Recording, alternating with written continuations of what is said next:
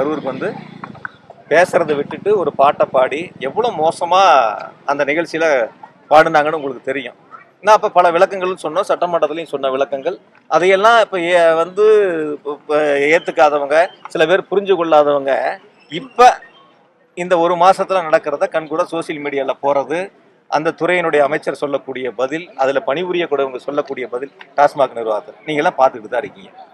இப்போ என்ன அவங்க கட்டுப்படுத்திட்டாங்க சொல்லுங்க பார்க்கலாம்.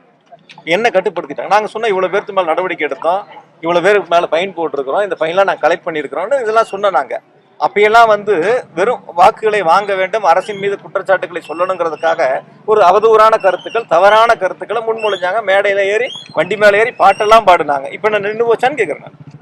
நின்று போச்சான்னு கேட்குறேன். அதுக்கு விளக்கம் தான் கொடுக்குறாரு அந்த துறையினுடைய அமைச்சர். துறையின் அமைச்சர் விளக்கம் தானே கொடுக்குறாரு. அப்போ நாங்கள் சொல்லும்போது ஒரு கருத்தும் அவங்க சொல்லும்போது ஒரு கருத்தான்னு கேட்குறேன் நான். அதை தான் பல பேர் சோசியல் மீடியாவில் கேட்குறாங்க. அப்போ நீங்கள் பாட்டு பாடுனீங்களே, இப்போ நீங்கள் என்ன பதில் சொல்ல போறீங்கன்னு கேட்குறாங்க.